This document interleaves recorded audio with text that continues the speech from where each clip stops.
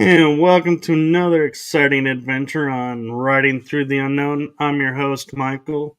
And joining us tonight is a guest making, I believe this actually is her fourth appearance this year, which is a record for me.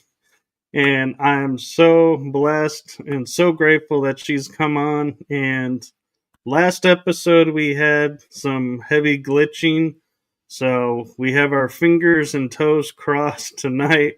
Will go smoothly. And with that being said, I'm going to turn it over to my guest to take and run with it and share everything that she's ready to share with us. So I give you the one, the only amazing Olivia James. Hi, thank you for having me again. Oh, thank you for coming back on.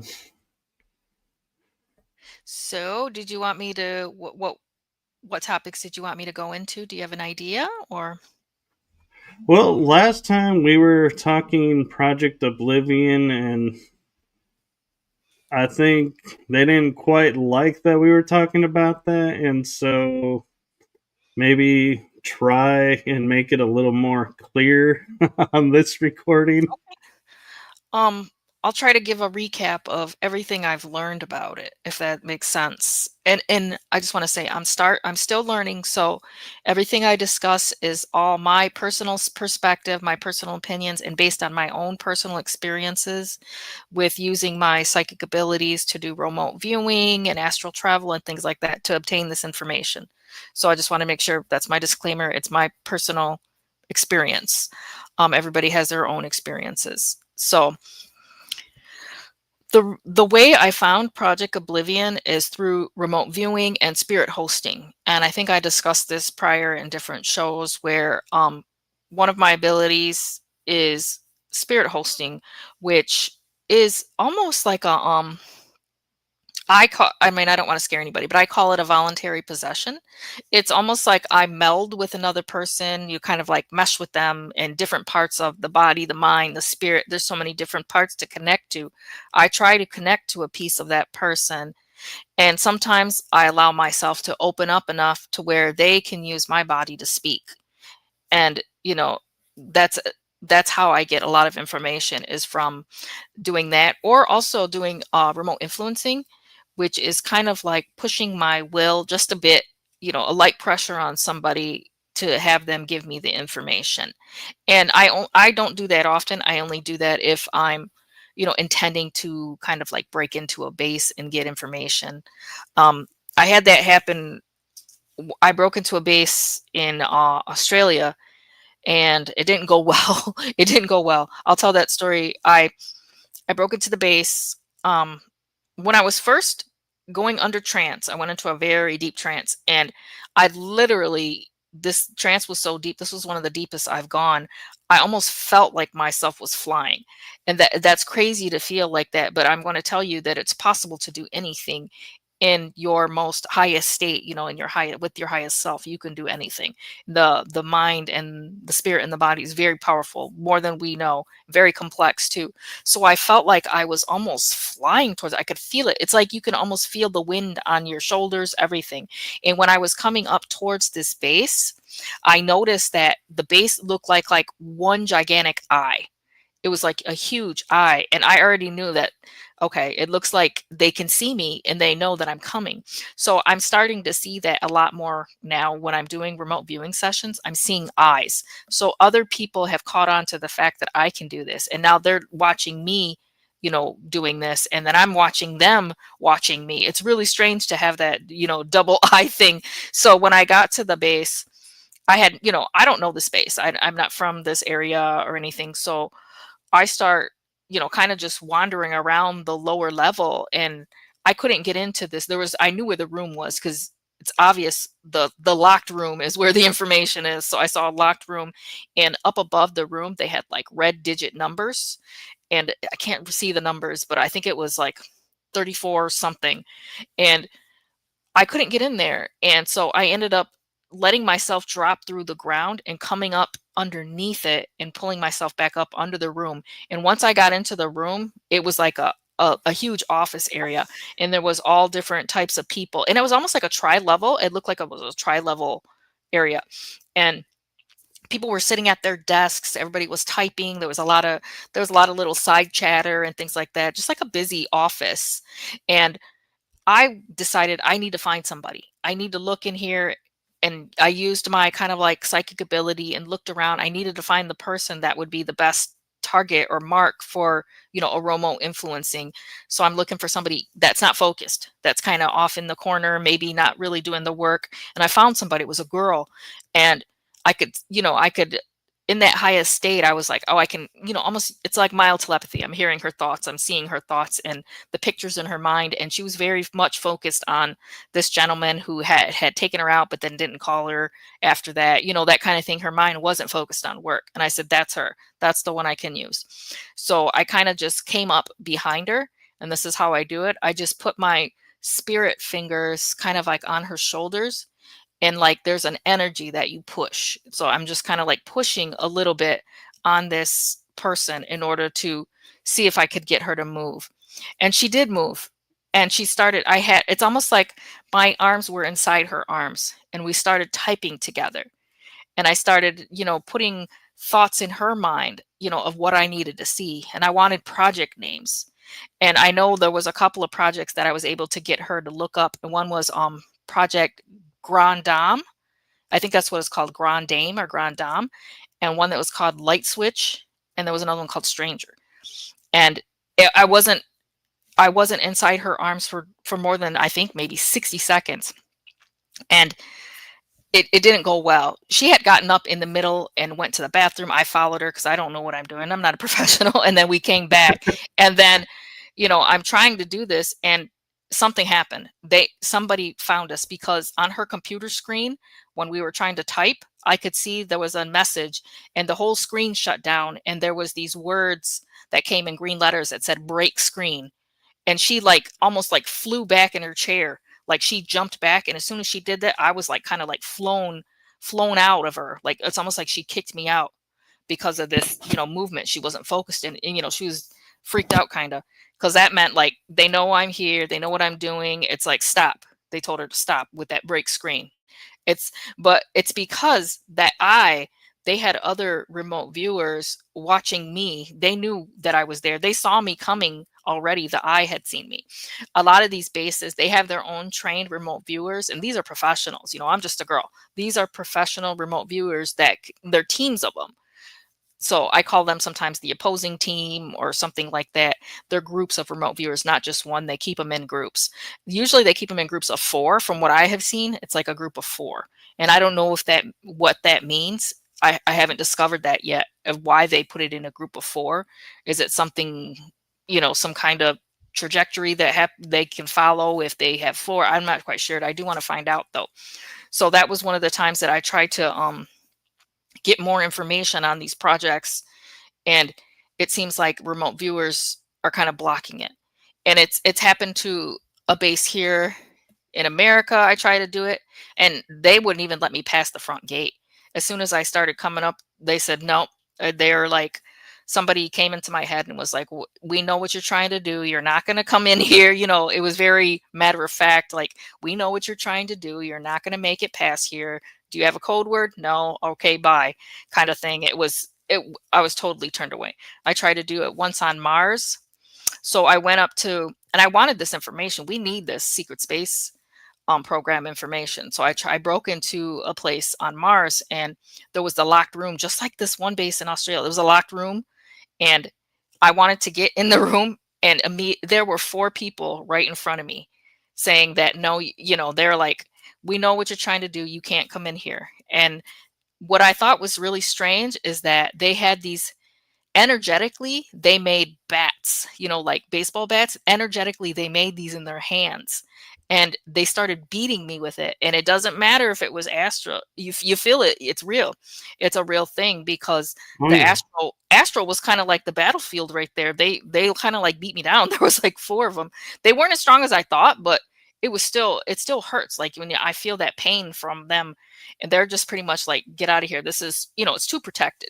They have kind of like an army of remote viewers there and psychics. So it was worth the shot though. I got pretty close. I just wasn't able to get into the actual room. And in that room, I did see like some type of red light. There's some type of machine in there, and they wouldn't let me see what it was. It was something that is like top secret, so I couldn't even get past them.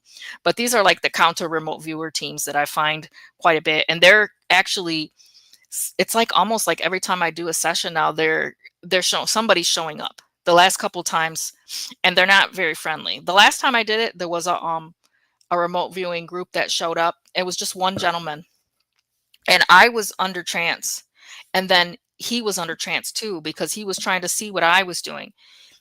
And then I saw him. This is really strange. I saw him, and he was sitting in a chair with his head tilted back, and he had sunglasses on. And that totally reminded me of trance because I put something over my eyes when I do trance, like to make it dark. So I'm like, oh, he's in a trance and he's doing the same thing I'm doing. And it comes to find out he is from a Russian remote viewing team. They're called the Blessed Guard. And I thought it was interesting. I'm like, why would, Russians be interested in what some girl is doing here looking at bases? What are they interested about? And that wasn't the only time. There was a time before that. I had gotten really far. I'd gotten really far and was discovering all this information about Project Oblivion. And I was getting closer and closer. And I was under a very deep trance. I worked very closely with Misha Johnston. And in that trance, I could see something coming through the front of my head. And it was getting closer and closer and closer. And it was like almost coming through a hole in the front of my head. And when I finally figured out what it was a hand. It was one of these teams. It was a psychic assassin almost. He was trying to put his hand in my head. And I'm not a professional, so I don't know the impact of what would have happened if he would have been able, if I wouldn't have pulled out, out of the trance, would he have been able to put his hand all the way through my head, And that particular remote viewer or assassin was from a group called Ronin, and they're a mercenary group too. So it's like all these battling factions are trying to figure out how we've discovered this. So this is one of the things that I've heard them say is, how did you find this out? Where did you get this information from? That's kind of what they're saying to me. And, pretty much it's like, I'm getting it because I'm just traveling around looking for it. I try to tell them, I'm not special. I'm just a girl. There's nothing happening here kind of thing. And it's like, they're like, that was what they said. They're like, how did you figure out how to do this?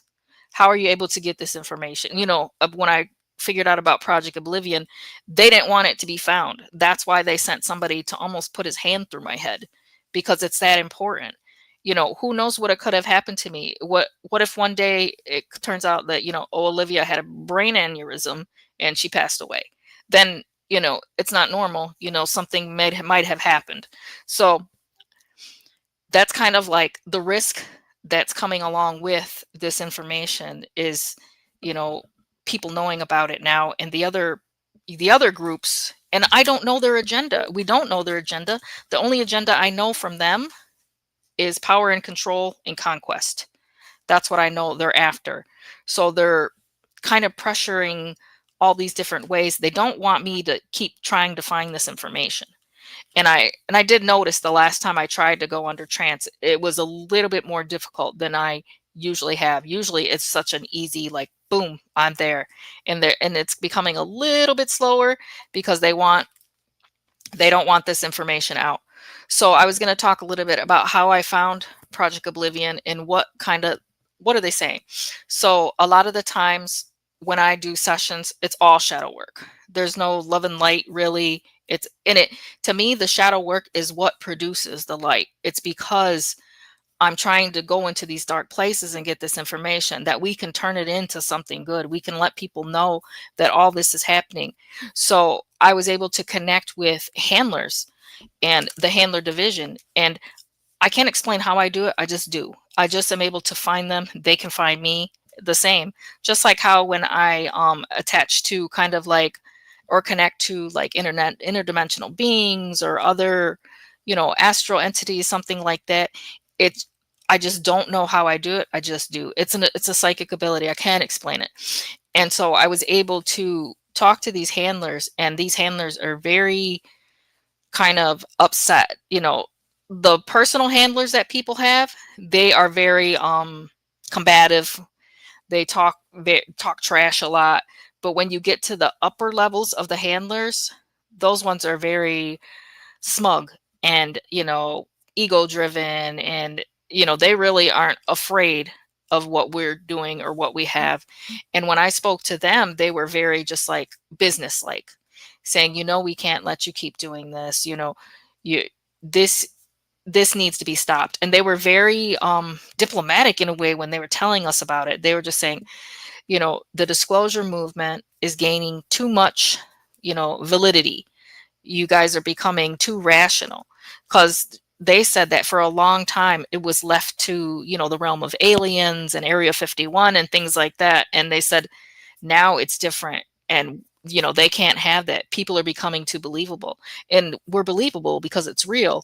And they said they don't want people to, that's the basic thing. They don't want people to know it's real. They don't want people to know what they did to us as children, what they're still doing to people. They don't want any of that known. So this is where they were talking about how they had to implement a new program. And as far as I was told by directly from handlers, it's a new program. It's not something that's already been in place. It's definitely new from what I've been told. It could be an offshoot of something, but from what I was told, it's a new program to specifically stop the disclosure movement that we have here. And when I'm saying disclosure movement, from what I can see, what I could see in my mind, it's, these things, talking about, going on shows, talking about the experiences of the secret space program, talking about MK Ultra, mind control, even people that are experiencers with extraterrestrials, all of it is secret space program. All of it is together in a disclosure movement. And they said, it's just, they got to be stopped now. They said they need to push us back into the realm of invisibility, where nobody cares about what we're saying, that nobody is interested anymore. It kind of like fades away. That's what their intention is with this. And they know that we're not going to go down pretty easy. And they've kind of expressed that. They, when I speak to them, they're very combative. Like I said, they swear, they laugh, they humiliate me, they try to ridicule me and the work I'm doing, anything to try to stop us or to, make us lose motivation for what we're doing. Misha's had to argue with quite a few of them, about what's going on. She argues with them, and they come after us. They really are. So they they they try to keep some of their secrets, and they just can't. Some of us are able to just pass that. So I've seen some of the machines they're using.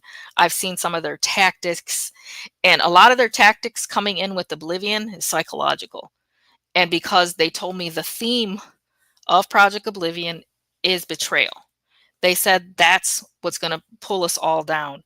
And it's because betrayal is so destructive to the psyche, to the human psyche, that it will destroy us. They said the handler literally said to me, all we have to do is send one person to your community and you all fall like dominoes. Pretty much saying all they have to do is have one troublemaker, and then the movement, folds. They said it's not that hard, that we're weak humans, that we won't be able to, stay on top of things, that we're not going to be able to move forward. There's no way we can unify with all of our, behaviors and personalities. They just said that it's not possible. But if it wasn't possible, why would they need to create a project to stop it? So that was my answer. If we're so, we're such losers, then why even put the effort into this? Why even try? It's because they're trying to make it seem like, we have nothing to stand on. And it's just not the truth anymore. We've been given a mission. I think I talked about this before when I met the general.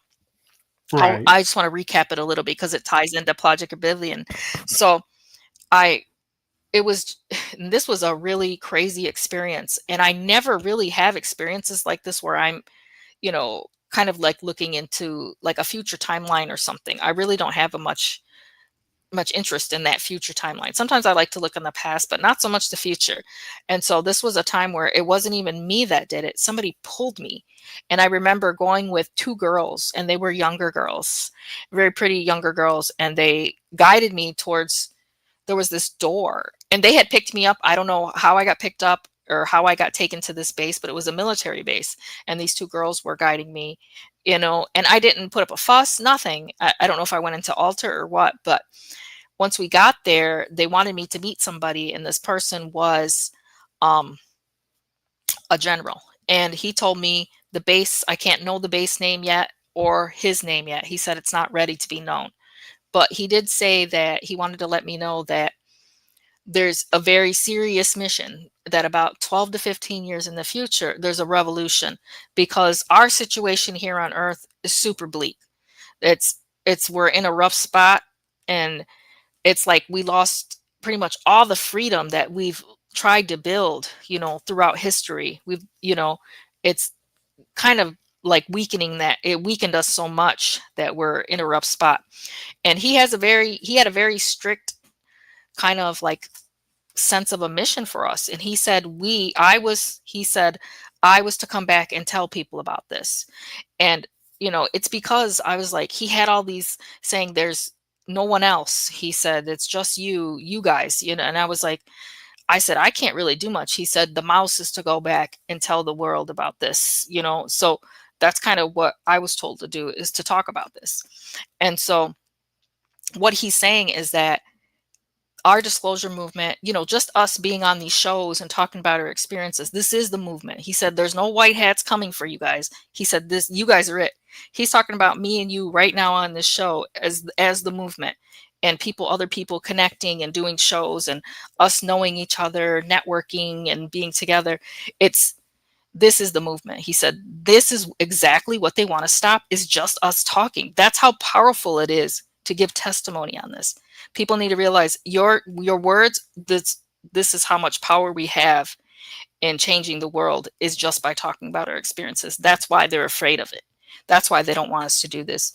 And also, the general talked about that because the situation is so dire in that, future timeline, that a group of souls or spirits came down at the same time, and they're all like little kids right now, and they're called the Olympia group. They're about like 10 or 11 to like 19 years old right now. And he said the Olympia group is super important. He said if they don't have them kids in the future, that we're going to lose the revolution, we're going to lose the war, and then we won't have anything then. And he said the mission is to build the network, maintain the network, protect the Olympia group at all costs.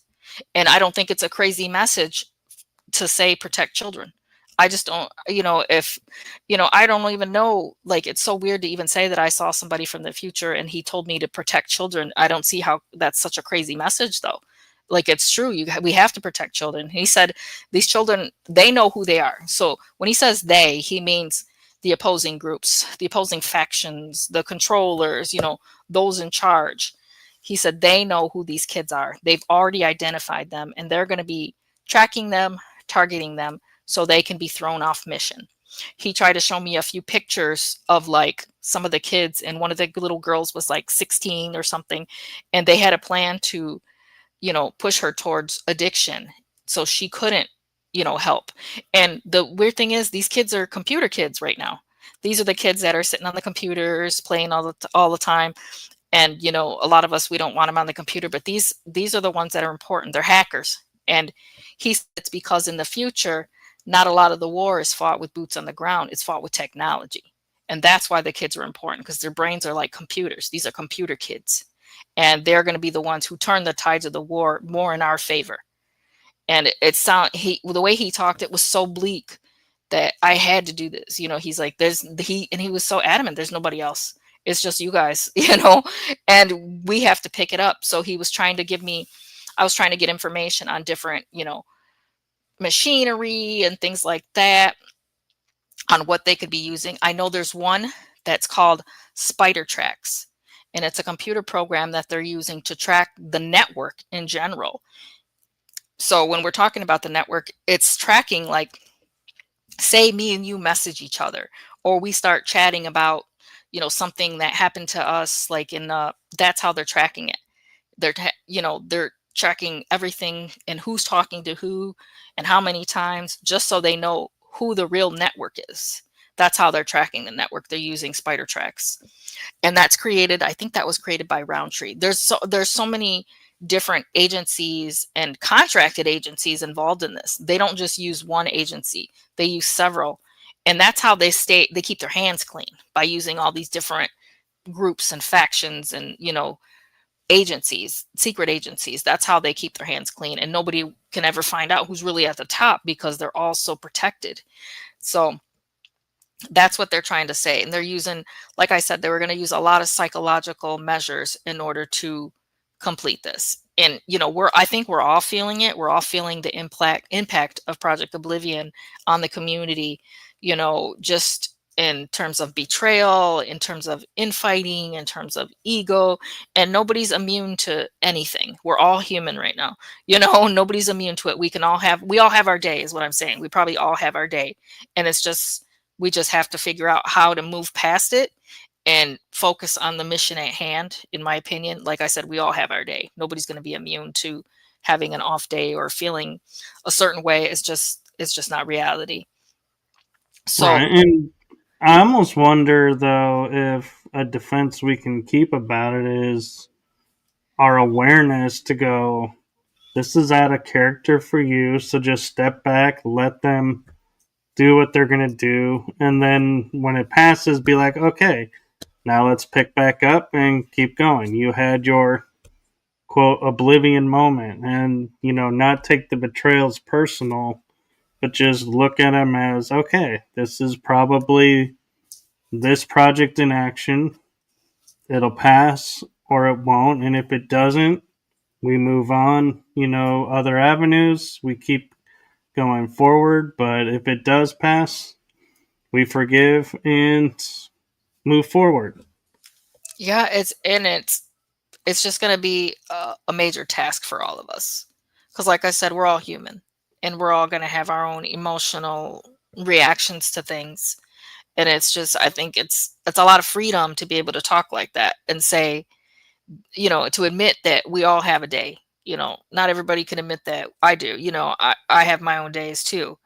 But I really want to focus on the mission, which is getting this information out to people, telling people about MK Ultra, telling people about mind control and the programs and the information I find on the programs. It's so important for people to know about this, because then we can break, the whole thing open, and it can stop eventually. They will no longer be able to control us, because they still control us.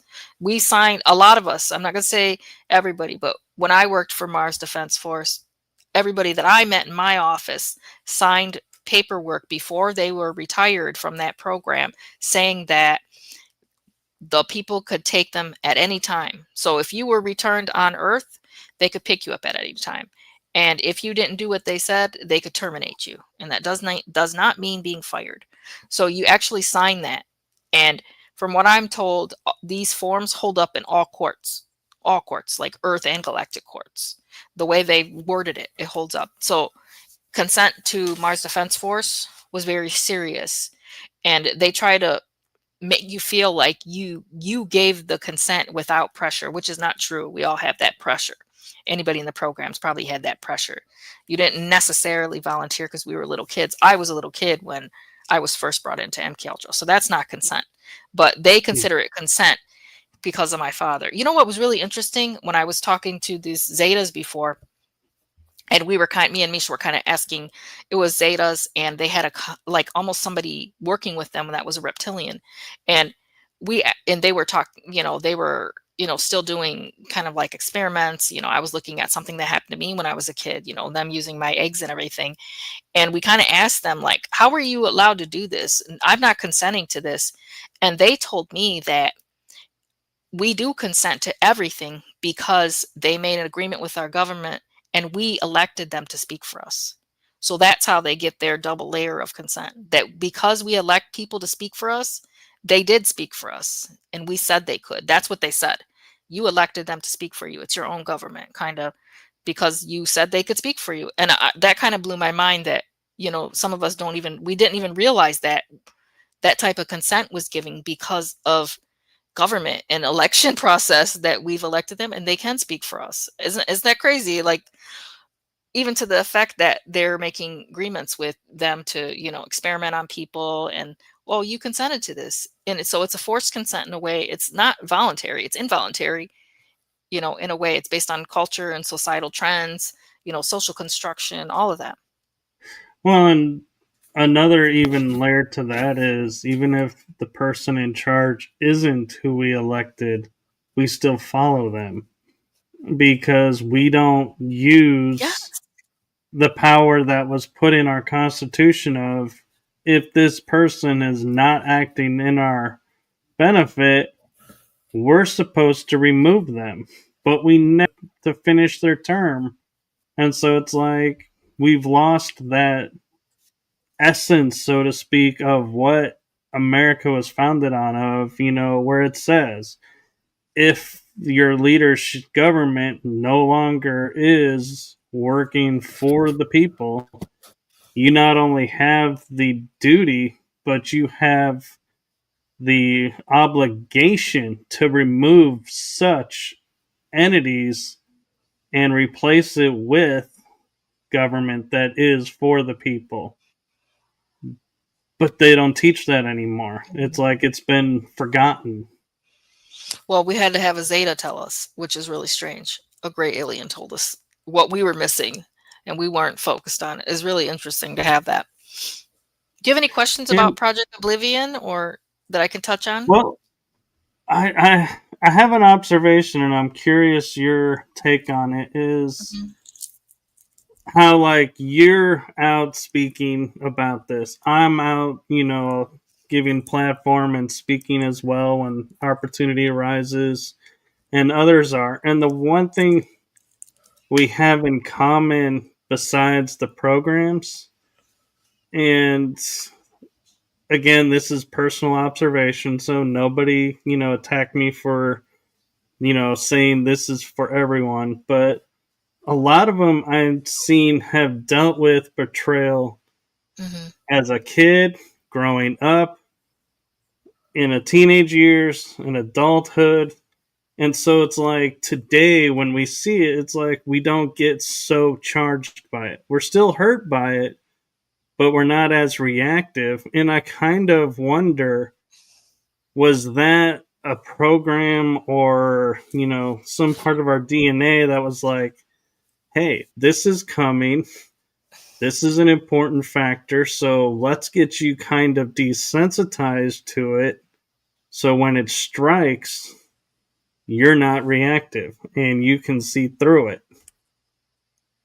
It's very ambitious because, you know, it's very ambitious. I love it, but I mean, personally, I still feel like betrayal affects me, and I'm just being honest. It's Right. painful, especially when, we all know I'm the expert on my own life only, and I know what's in my heart. So when I have this betrayal, it really does affect me. It like pulls me down, like from my mission, because I'm like, maybe I'm not, doing things properly. Maybe I'm not good at this. Maybe this is not what, people want. They don't care about Project Oblivion. They don't care about MK Ultra. Maybe, we all have those doubts, like, am I doing the right thing? Am I supposed to be doing this? And it's I think it's human just to, kind of question myself at times and figure, am I doing the right thing?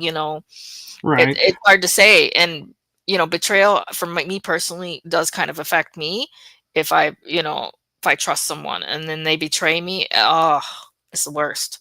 Like, to me, it feels I'd rather be punched in the face. Like, it just is just not, and I think it's an Right. individual thing. Some people, it might affect them more than others. I think for me, that psychological piece probably affects me more. And somebody else might get more triggered by like a physical thing. It just depends. And they know that because I know all the way back in MK Ultra, when I was in the playroom back in MK Ultra at the psychiatric hospital as a little kid, they would pry open my mind to the deepest, farthest reaches of my mind to figure out exactly where that pain is, where the trauma is, where it all came from, only to use it against me and to control me further. And I have a Right. feeling they do that with a lot of people. I'm not going to, I don't Right. want to speculate and say for everyone, but that's part of the program. is to find those pieces of you that can be controllable and what will control you.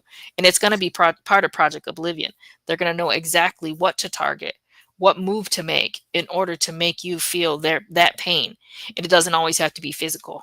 And for some people, the emotional is worse than the physical. It just depends on that particular person. But like I said, they will figure out how to find out where your trauma is, and to exploit it. Right. Well, I want to clarify. I didn't mean like not feel the betrayal at all.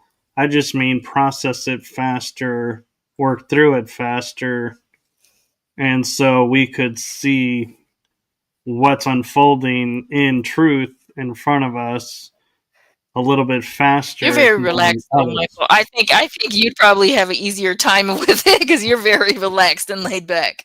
I think you might have an easier time with that one. I think they would come at you with something physical or a betrayal in terms of like a relationship or something. They'll find out where they feel like they can pull at you a little bit. It's almost like pulling at a string or until revealing the inner layers. They'll just keep peeling away until they can figure out what makes you tick. What do you care about? What do you love? That's what they want to take from you. Because all the way back when I first started doing this, when I first started meditating, when I first found out I could, go under trance, one of the things that the handler said to me with V2K is they said, if you come any closer, we will take everything from you. And they didn't lie. That's what they want to do. They want to make sure that I'm not who I was meant to be in terms of just telling people about this. They don't want any of us to be able to do this. They don't want, they're going to target people eventually. If somebody hasn't felt it, felt the impact of Project Oblivion, but then I'm happy for you. I'm very happy for you that they didn't want to target you for some reason. But there's the rest of us that are being heavily targeted, for whatever reason. I can't speak for the handlers. I try to get information from them, but do I know everything? No, I only know the pieces where I've gone into, their businesses and their buildings in order to get that just small amount of information. Yeah, and for me, I almost feel like being raised differently kind of affected how my mind works. And by being raised differently, I mean my parents gave me choice, and so I chose metaphysics. Mm-hmm. So my mind was automatically open to ideas and thoughts that normal people probably wouldn't have for several years growing up, like, the astral plane.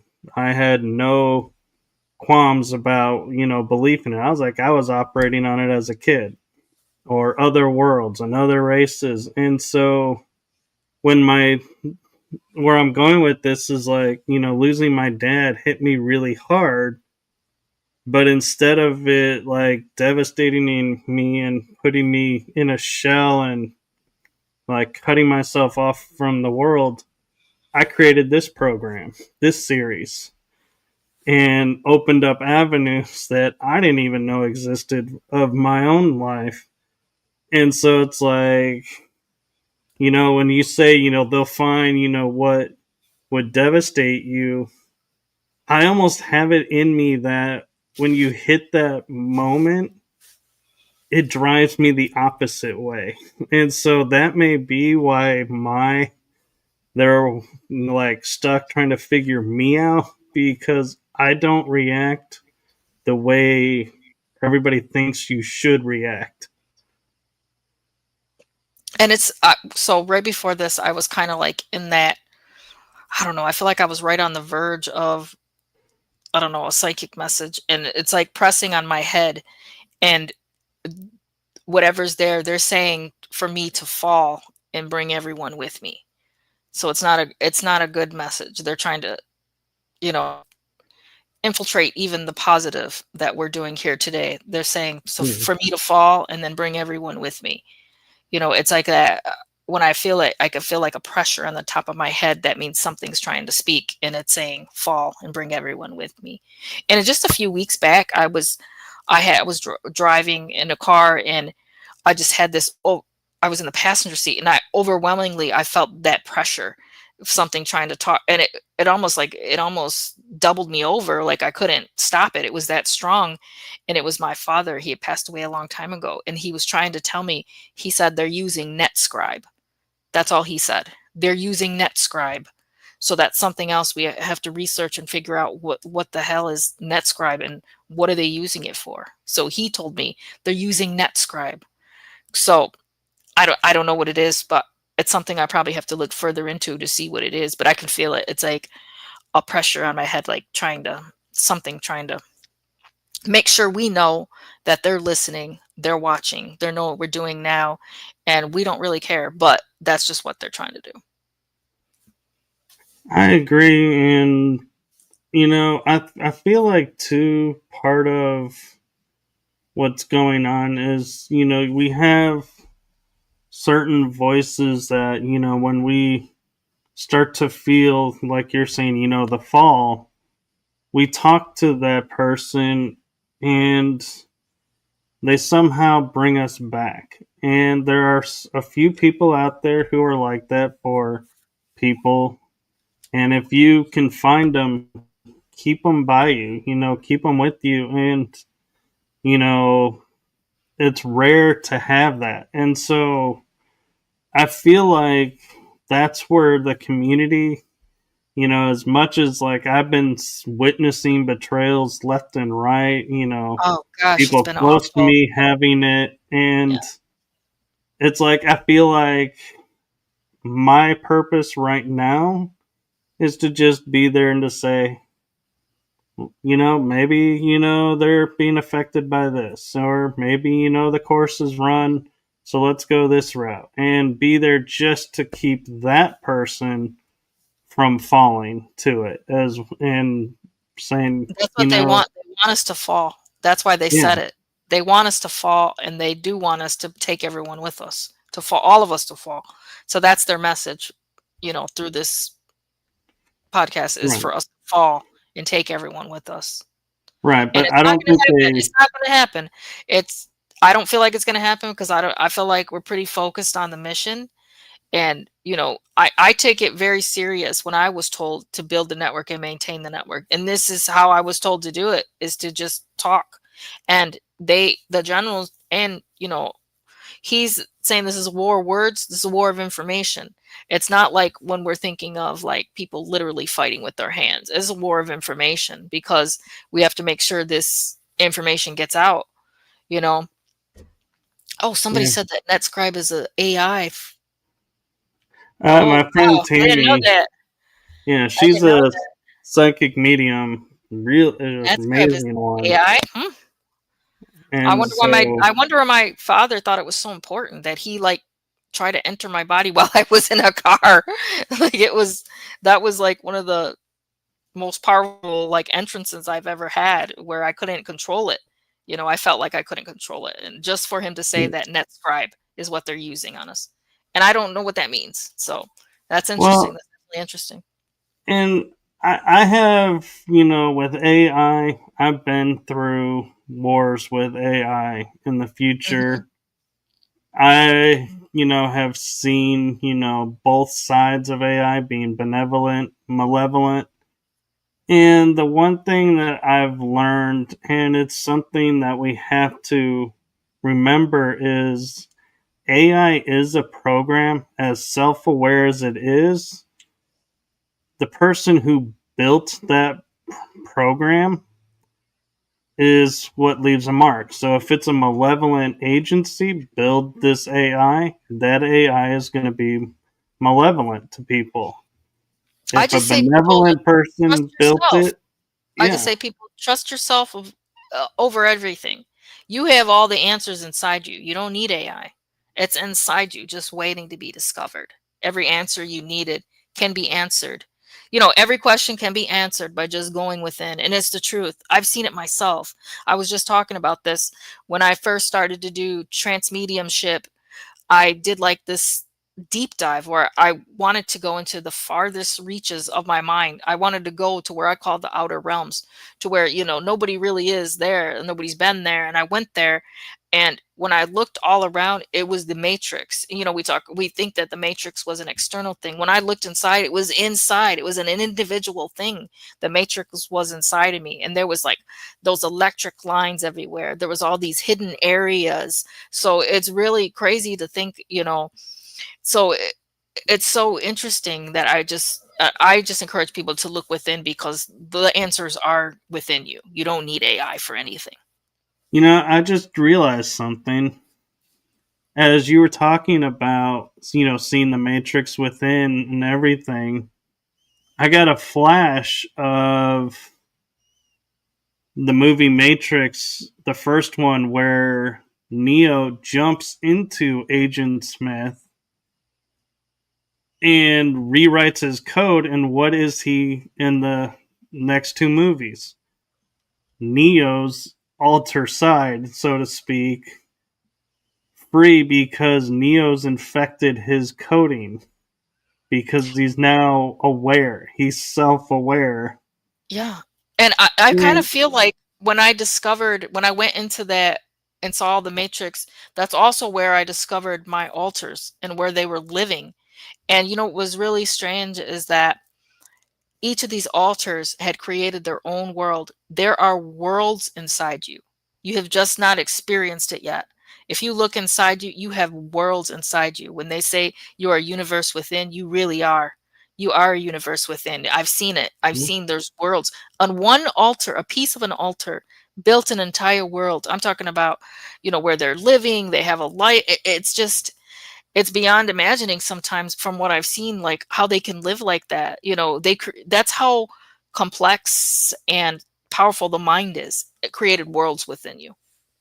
yeah, and I went to hear Nassim Harriman talk, and he supposedly solved Einstein's unsolvable equation when he was in elementary school, I think it was, or middle school.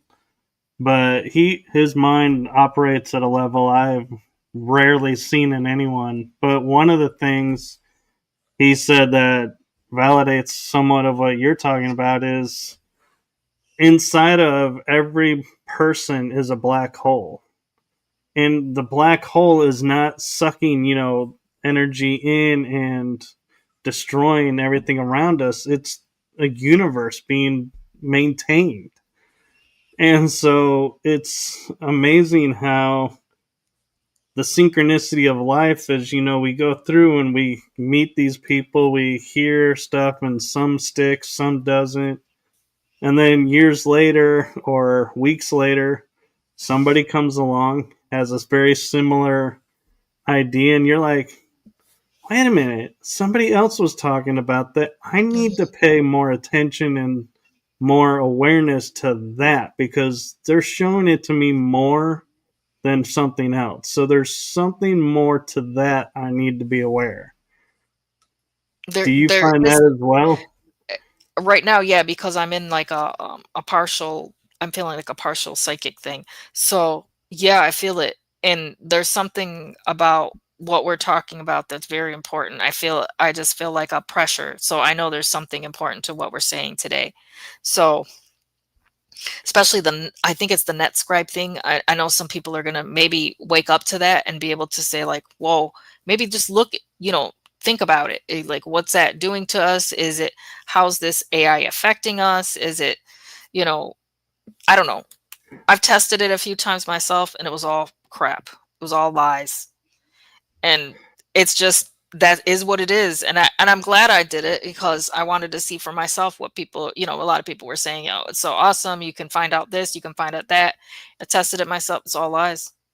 It literally was all lies. And I was like, I don't want to tell people what to do, because I think they need to experience it for themselves. Maybe for them it's not lies, but for me, I saw it. It's all lies. It was just literally almost like, this is really stupid to say, but I'm going to say it anyway.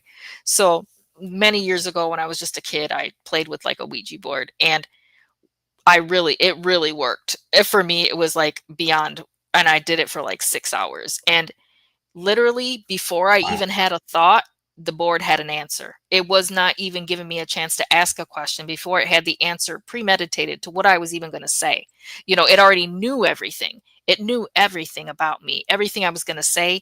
It answered before I even asked the question. And it answered in every way that I would expect it to, which is like the AI. They answer just like a Ouija board. That's just something that clicked something in me when I realized that they're talking to me like rogue spirits would be. And I'm like, so for me, that's a little bit, I don't know, kind of on edge, and it's a little bit risky because that's something that's uncontrollable, and I can't control what happens with the Ouija board because the portal is so big and strong. If anybody's ever used one, and I was just a kid when I did it, it was huge. The portal was so strong, it was very hard to detach from it.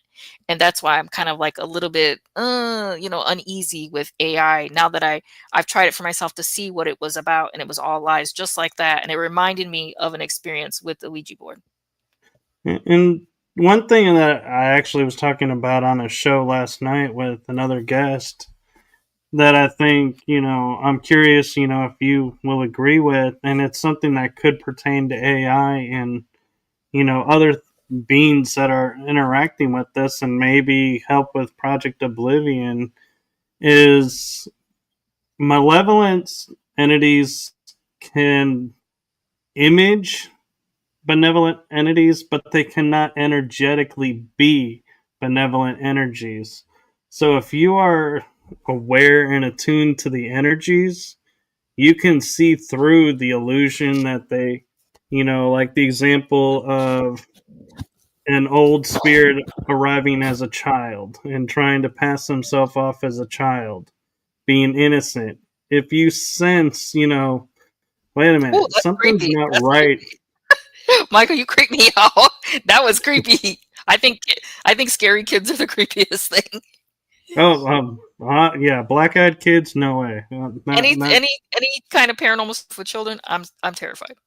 It's scary. yeah. But what I'm meaning is, though, is the benevolence would Mhm. never ask you to do anything that would harm you or someone else. But the malevolence, they won't, they'll be like, they'll try and trick you and saying, yeah, if you do this to this person, it's for the I better think it good. depends on the entity. They all have different agendas. Like when I was a jinn, yes, of course, I wanted somebody to hurt themselves or other people. That was my agenda. But some of these very, very ancient entities, man, they're just all ego. It's like there is nothing, it was like all born of ego. And then what's really weird is they criticize humanity by saying we're filled with greed, because if we don't give them what they want, you guys are greedy. Look at, like, you won't even give us, I'm an elder god, you won't give me what I deserve. You're full of greed, you're born of greed.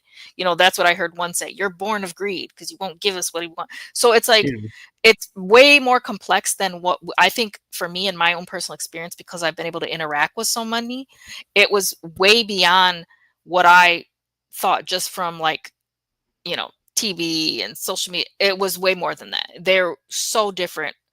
And not one was the same. Not one that I have interacted with or let use my body to speak. None of them have been the same. None of them have had the exact same agenda or personality. It was really weird to see them all have like an individualism instead of, this uniform expression of, like you say, malevolent or, evil. And evil wasn't really in their what do you call it, like, language. They didn't know what evil was because they didn't know they were evil. Some of them said, and even me when I was a jinn, I didn't know I was evil. I even said that during a session, like, I was, what I'm doing evil. I didn't even know what the word evil was, because all I knew is that I came here to do a job, and my job was to bring the experience of darkness to people. And I felt like I did that well, and I completed the role that I came here to do. So in my mind, I didn't think I was doing anything bad. So those concepts were very subjective to a personal experience. So it was really interesting to see that, and I value that experience so much because it's given me such, like, a not just freedom of being able to accept that I was something else before, but also the freedom to just understand and acknowledge some of my dark parts. And it's yeah, given me more freedom than anything I could have ever asked for. yeah. We're almost at the hour, but I want to Yeah, it ask was a a great question. conversation. Yeah, thank you. Yeah, I want to ask though a question about something along those lines Mhm. and get your opinion of is, do you feel like with all the dark projects and dark jobs and the light jobs, and light projects that we do, that we're being able to retain and have memory of and the abilities of, do you think is something that they really did anticipate and somebody programmed that in to kind of be like a failsafe on the programs that, hey, the people in the programs can retain, remember, and use against them? I don't think they expected any of us to become what we are. I don't think they expected us to survive, number 1, survive this, and we did. That's why we're special, and that's why we're tasked to tell people about it, because we did survive. And they haven't seen what the biggest thing is. These people that think they control us, they haven't seen the human condition of survival. We're going to survive above everything. They can try to push us down as many times as they want with whatever they have, and they haven't seen us, you know, in our special state of survival, in which they're going to push us to, and we're going to survive. And as you say that, it reminds me of the movie Independence Day, when the scene when, they figured out how to bring them down, and they go, and the so-called president at the time, makes this grand speech, and the speech consists of, this is no longer an American holiday. It's the day the whole world stood up and said, we will not fall. We will not go quietly into the night. We will survive. We will fight back. And it's like, I feel like that was like a triggering message to a lot of people. It is, and it's gonna, like, my father and the general will say, it's a war of words, and you our ability is our voice, and now we have to awaken the world together with this. Yeah, and so we have a couple minutes left before the hour. Do you have a message that you want to share with everyone, or? I think that was it. Like, let's awaken the world together, and we can all do it together. We have to build our network and maintain it, and this is how we're going to do it. Is building the network and really try to focus on not the aspect of betrayal, because it's so harsh to our community, and it really is destructive. And my father really put a lot of energy into I put this in my second book about the theme of betrayal that's really coming through, and I felt it so hard, and it really hits you like a ton of bricks sometimes, depending on the person, and it's something that really affected me. And that's how I got into writing about it, because it was a very healing process and helped me to discover some things about myself that I needed to work on, or you know what I mean? So I Right. think it's I think it's amazing to know about it. And then if you know, then you can do something about it. Yeah. And as always with how I end the shows, do you want to share where they can find your book, or Yeah, books, I but should I say? have yep, I have 2 books, the Gray Mouse series. The first one is Gray Mouse: Sex, Space, and Mind Control. The second one is Gray Mouse: Purgatory. I'm working on a 3rd book for the Gray Mouse series, and I'm also working on a separate book, a paranormal book, just about the different entities I've encountered. I just think it's so interesting, so I'm writing a paranormal book about that. Oh, I will have to So stay keep an eye tuned for out for those. that. Okay, and before I go, and I'm mindful that I have like less than 20 seconds, so I'm going to try and get this in, but something that I want to share with you, Olivia, that I recently started doing is my heart and my show to you. Thank you for your service to humanity. Thank you. Thank you so much. Yeah, it's not unnoticed, and so thank you. Thank you. Thanks for having me on. Yes, and with that, we are going to end it here, and hopefully, we'll get you to come back, and we can continue this on and keep this going. Yeah, thank you so much. Great show. Yes, thank you, and have yourself a wonderful night and the rest of the week. And good night to everybody, and we will see you on the next episode. Bye bye, everyone.